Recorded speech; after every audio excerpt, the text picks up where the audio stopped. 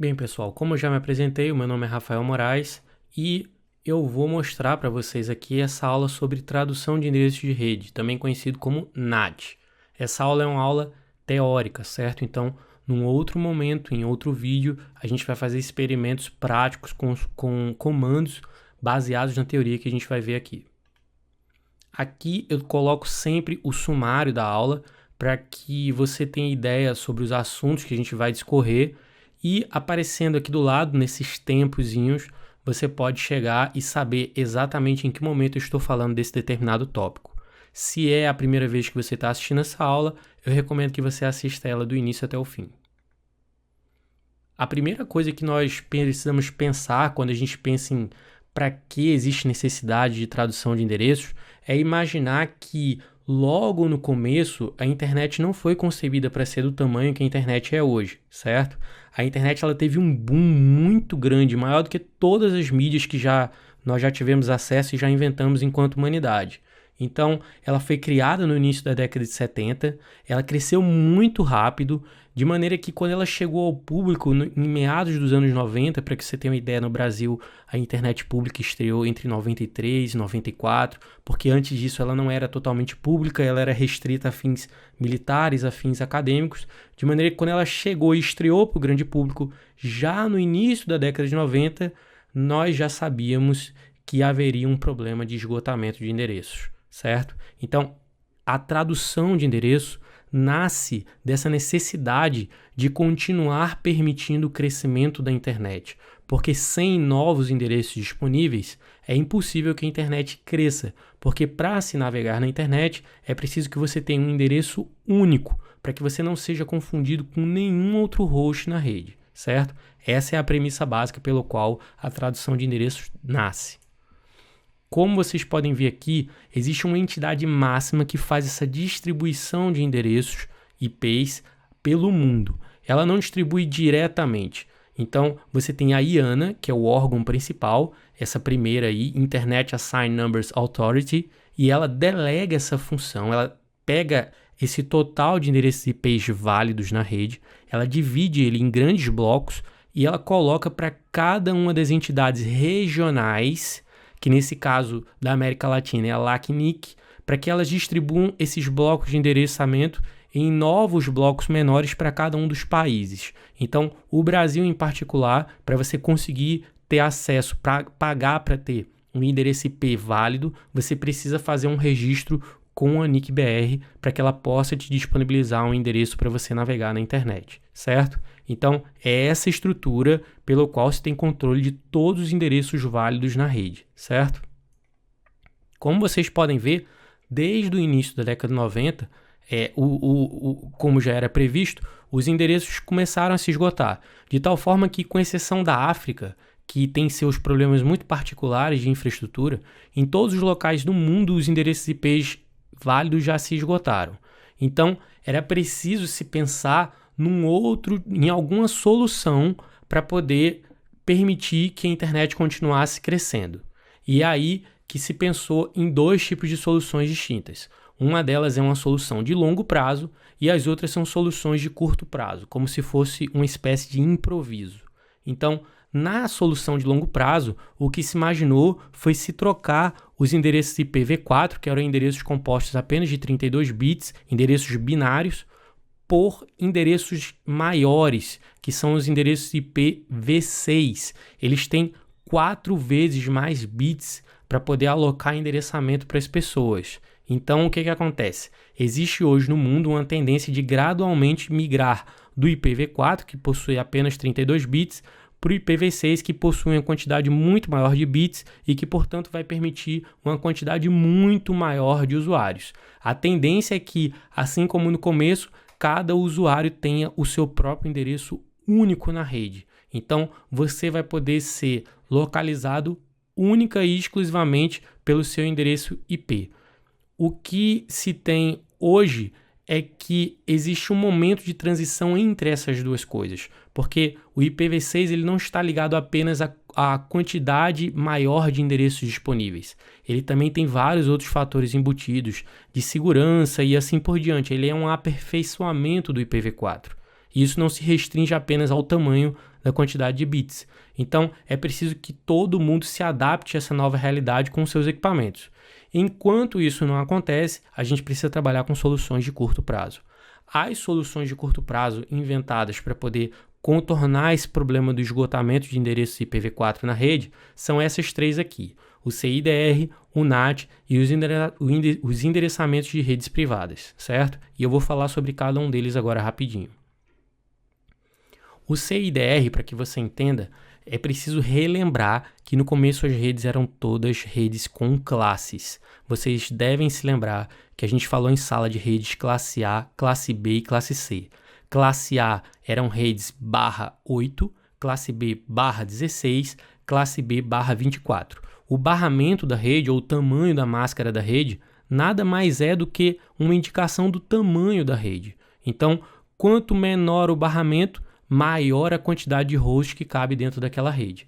O problema disso é que isso causava um desperdício enorme de endereçamentos, porque suponhamos que eu queira conectar uma rede que só precisa de 2 endereços disponíveis.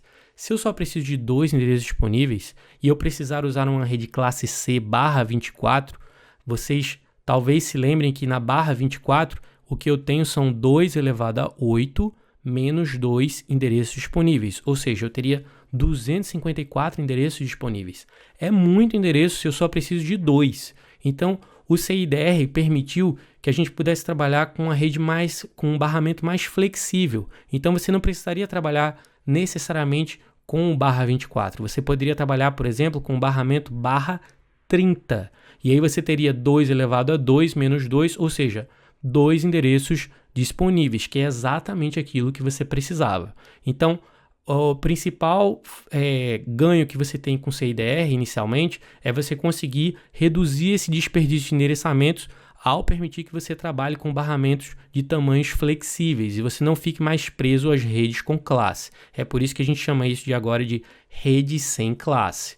O outro ganho mais indireto que ele teve foi permitir uma coisa que a gente chama de sumarização de rotas ou agregação de rotas. Então, como no caso aqui da figura que eu estou mostrando, se você tem várias redes que são pequenininhas e elas estão todas concentradas no mesmo local, o roteador que liga todas essas redes na internet, o ISP aqui representa o provedor de serviços de internet, ele consegue agregar todas essas redes numa única rota que direciona para todas elas ao mesmo tempo. Então, nesse caso aqui, em vez de você ter 4 rotas, você vai ter uma única rota que engloba todas as 4 redes, porque afinal de contas agora você consegue flexibilizar e dizer que todas elas fazem parte de uma rede maior e colocar com isso uma única rota no roteador, certo? Esse é o ponto do CIDR, ou Classless Interdomain Routing. Quando a gente fala de endereçamento privado, é preciso entender que para se navegar na internet, o seu endereço precisa ser único. Não pode existir nenhuma outra pessoa na internet que tenha o mesmo endereço IP que você, porque senão vocês não vão conseguir navegar. Isso traria uma inconsistência na rede. E, por outro lado, para você conseguir um endereço IP válido, você precisa falar com o órgão representante da IANA no local onde você está. No caso do Brasil, como eu mostrei antes, a NIC-BR. Mas o que acontece, então, com locais onde não existe necessidade de acessar a internet, ou você quer apenas fazer uma rede local, uma rede LAN, ou, por exemplo, você quer fazer um experimento no laboratório, você vai precisar alugar endereços IPs válidos para isso, vai precisar pedir autorização de alguém para poder fazer isso? Não. Para isso foram criadas as faixas de endereçamento privadas, que é a RFC 1918. O que essas faixas de redes privadas fazem? Elas separam 3 pedaços da rede e esses pedaços da rede as pessoas vão poder utilizá-las como elas quiserem, elas não precisam pedir autorização a ninguém. No entanto, essas redes elas não são roteadas na internet. Ou seja, se você está num computador que possui um desses endereços, e seguramente se você está em qualquer LAN, você vai notar que são endereços que são, os endereços que o seu computador ou o seu celular pega são endereços dessas redes privadas, eles não podem navegar na internet com esses endereços. E é justamente aí que entra o NAT. O NAT vai permitir que, mesmo com endereços da rede privada, você consiga navegar na internet. certo? Ele vai fazer aí uma tradução de um endereço não válido para um endereço válido. Ou seja, ele vai pegar redes ou hosts que possuem endereços IPs que fazem parte dos endereços que compõem essa tabela das redes privadas, e ele vai traduzir eles para um endereço que pode navegar na internet, que a gente chama de endereço válido ou endereço global, certo? Ou endereço registrado ainda em alguns livros, como você vai encontrar. Então, o NAT vai permitir justamente isso, que o endereço que não é válido possa navegar na internet, possa entrar em contato com hosts que podem navegar na internet. Então, para isso, ele vai fazer uma tradução. E existem 3 tipos de tradução, 3 tipos de maneiras de fazer isso acontecer. O NAT estático, o NAT dinâmico e o NAT com sobrecarga, que a gente chama também de PAT. Bem, para começar, deixa eu exemplificar aqui o NAT. Você tem ali aquele cliente com o endereço 10.1.1.1, portanto, essa rede 10 faz parte de uma rede privada, ela não pode navegar para fora dessa LAN, ela não pode ter contato com o mundo da internet. E no outro lado você tem um servidor, esse sim com endereço IP válido, 170.1.1.1. E esse cliente quer se comunicar com esse servidor da Cisco. E aí, o que precisa acontecer? É preciso que esse endereço de origem, que está ali marcado em amarelo na esquerda, possa ser traduzido pelo NAT para um endereço IP válido. Ou seja, para ele chegar até o servidor que ele deseja, ele precisa ser traduzido ou ser transformado de um endereço privado ou não válido num endereço IP válido. Então, o NAT, o que ele faz? Ele vai pegar aquele pacote que tem como origem um endereço 10.1.1.1 com o destino 170.1.1.1 e vai transformá-lo para, mudando o endereço de origem dele, traduzindo ele para o endereço, nesse caso, 200.1.1.1. Então, tudo que ele fez foi transformar o endereço de origem em um endereço não válido para o endereço válido. E essa conexão passa transparente para o servidor, porque o servidor ele vai responder para o 200.1.1.1 e na volta o roteador que está fazendo o NAT vai fazer a tradução de volta para fazer esse pacote chegar novamente até o cliente que está com o endereço 10.1.1.1. Então, nada mais é do que uma transformação de IPs não válidos ou IPs privados em IPs válidos. No NAT estático, o que acontece é que essa tradução é feita baseada numa tabela fixa. Então, se eu tenho, por exemplo, o endereço 10.1.1.1 e eu faço uma regra na tabela do roteador lá do NAT para dizer que ele sempre será traduzido para o endereço 200.1.1.1, assim como o endereço 10.1.2, 10.1.1.2 sempre será traduzido para o endereço público 200.1.1.2 e assim por diante. Então, eu vou sempre ter uma analogia de endereços privados para endereços públicos, ou seja, endereços não válidos para válidos, numa proporção de 1 para 1. Para poder eu fazer um host não válido ir para a internet, eu preciso de um endereço válido. E aí ele fica associando endereços privados com endereços públicos, certo? Esse é o NAT estático. Então, o NAT estático está transformando lá o que vocês vão encontrar nos livros sob o nome de Inside Local para Inside Global. Por que Inside Local? Porque esse é um endereço local, como o roteador o vê. Ele o vê como um endereço da LAN, um endereço local. E quando ele se transforma para o 200.1.1, ele passa a ser na rede na internet um endereço global, que ele pode entrar na internet e navegar globalmente para qualquer lugar. Para o servidor que está lá na outra ponta, ele não enxerga o endereço 10.1.1.1, ele enxerga o endereço 200.1.1.1. E quem lida com essa tradução para entender quem é quem na rede local para a rede global é o roteador que está fazendo o NAT. Já o NAT dinâmico ele funciona de uma maneira muito parecida com o NAT estático. A grande diferença, na verdade, é que em vez de você fazer uma tradução que tem regra fixa, onde um endereço é traduzido para um outro endereço já especificado, você vai ter lá um conjunto de endereços que eles podem ser utilizados pelos endereços locais, pelos hosts que usam endereçamento privado. Então, por exemplo, você tem uma regra vazia e lá você tem um pool de endereços NAT, ou seja, uma série de endereços válidos ou endereços globais que podem ser utilizados a qualquer momento para navegação na internet. Quando alguém decide navegar na internet, por exemplo, quando o 10.1.1.1 quer falar com um servidor que está lá do outro lado, 170.1.1.1, ele requisita ao roteador que faça uma tradução NAT. O roteador ele vai pegar o primeiro endereço do pool de endereços dele que está disponível, vai fazer essa associação e vai permitir essa navegação para que os dois possam falar entre si. Quando essa navegação morre, isso é uma coisa que você pode programar no roteador ou através de um tempo estabelecido, por exemplo, olha, a partir do momento que o 10.1.1.1 parou de falar com o servidor, depois de tantos minutos eu quero que você desfaça essa tradução da tabela. E aí ele vai tornar esse endereço de novo, vai retornar ele lá para o pool de endereços NAT para deixar ele disponível para ser usado por uma outra pessoa. Ou então, se você tiver poder mexer na configuração do roteador, você pode manualmente pedir para que essa tradução seja desfeita, certo? Então, aqui, assim como no NAT dinâmico, assim como no NAT estático, você faz uma tradução de 1 para 1. Um endereço público, um endereço da rede privada para o endereço público, ou um endereço não válido para o endereço válido, o que vale dizer a mesma coisa, mas sempre na relação de 1 para 1.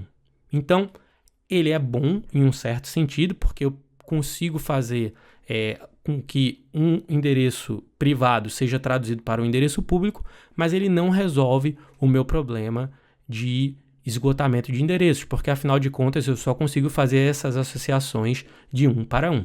E é aí que entra o pulo do gato, que é o que realmente interessa e é o que vocês vão ver efetivamente aplicado na rede, que é o NAT com sobrecarga, ou Net Overload, também conhecido como PAT. O que esse PAT faz é uma tradução que leva em consideração não apenas o endereço IP, mas também a porta que está sendo utilizada. Por exemplo, nesse primeiro caso aqui que eu estou ilustrando, você tem 3 computadores. Cada um deles acessa o mesmo servidor na mesma porta. A porta 80, com o protocolo TCP, como vocês devem lembrar, é uma navegação na web. Então, tanto o endereço .1 como .2 como .3 estão navegando para o mesmo servidor em portas iguais, certo? Com a mesma porta, só que as portas de origem é que diferenciam um do outro. O endereço e a porta de origem diferenciam um do outro. O que acontece, na verdade, é que esse servidor vê isso de uma maneira muito transparente. Ele vai responder para cada um deles na porta que foi designada. Da mesma forma, tendo uma analogia, você poderia fazer com que um único computador, através de o mesmo endereço IP, utilizando várias portas, estabelecesse conexões diferentes para esse servidor.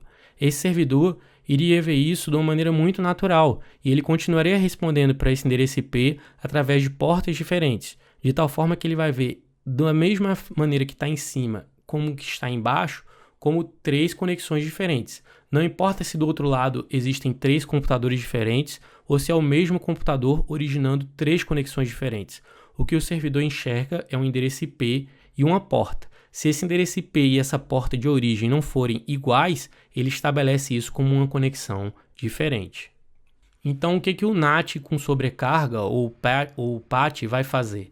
Ele vai pegar esses endereços, vai levar em consideração a porta que eles estão utilizando na origem, então ele vai pegar endereço IP de origem e porta de origem, e ele vai fazer uma tradução para um único endereço IP válido em portas diferentes.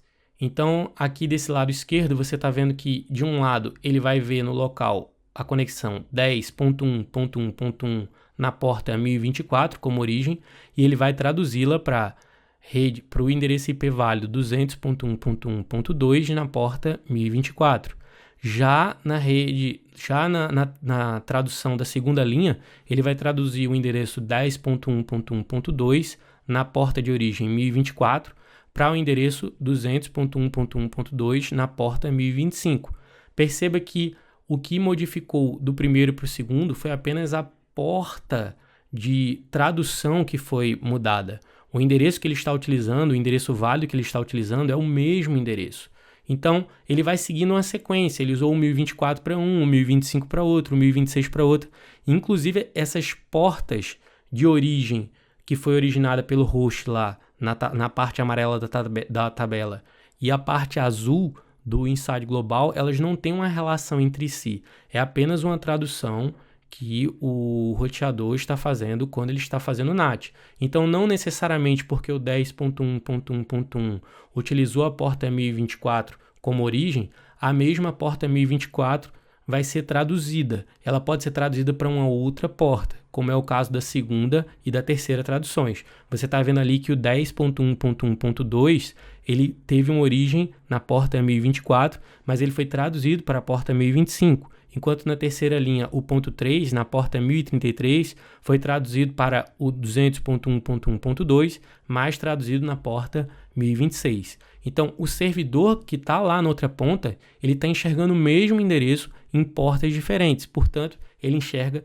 3 conexões diferentes e ele vai atender a 3 conexões de maneira separada. Ele não precisa enxergar a tradução que está acontecendo para o roteador, porque quando este tráfego retornar ao roteador, o roteador vai olhar a tabela de tradução e ele vai saber exatamente para quem entregar e em qual porta. Então, se o servidor 170.1.1.1 responde no retorno para o 200.1.1.2 na porta 1024, ele vai devolver essa informação no lado local da LAN para o 10.1.1.1 na porta 1024, que foi a porta que ele pediu, e da mesma forma com todos os outros. Então, esse é um processo que passa completamente transparente para o servidor, e só quem fica com essa sobrecarga é o roteador que está fazendo a tradução. Dessa maneira, ele consegue pegar muitos clientes com endereços IPs privados e traduzi-los para um único endereço IP válido, um endereço IP global. E é aí que você consegue alcançar a economia de endereços, porque você está fazendo um mix de traduzir todos eles para um único endereço IP válido e através de cada uma das portas que você está fazendo essa tradução, você consegue identificar uma conexão, um host diferente. Como você tem 16 bits para serem utilizados para endereço de porta, em tese você teria 65.536 portas possíveis. Isso significa que, em tese, com um único endereço IP válido, você poderia atender a mais de 65 mil clientes diferentes, porque você conseguiria fazer, com um único endereço IP válido, traduções para até mais de 65 mil pessoas. Então, se por um lado o NAT antes fazia uma tradução de 1 para 1, porque ele traduzia um endereço IP local, ou seja, um endereço IP privado para um endereço IP válido, ele agora vai traduzir isso, mas ele vai levar em consideração nessa tradução também a porta que está sendo utilizada. Então, ele vai traduzir não apenas o endereço IP, mas também a porta que está sendo utilizada. E com o conjunto das duas coisas, ele vai conseguir fazer a economia de endereços IPs, certo? Eu espero que tenha ficado claro. Aqui estão as referências bibliográficas que eu utilizei. Eu recomendo que vocês sempre deem uma olhada, é sempre bom aprender junto com os livros, mas eu espero que de uma maneira geral isso tenha te ajudado e a partir do próximo vídeo você vai ver a parte de configuração, como é que tudo isso funciona na prática para a gente ver as traduções dentro do roteador, tá certo? Um abraço.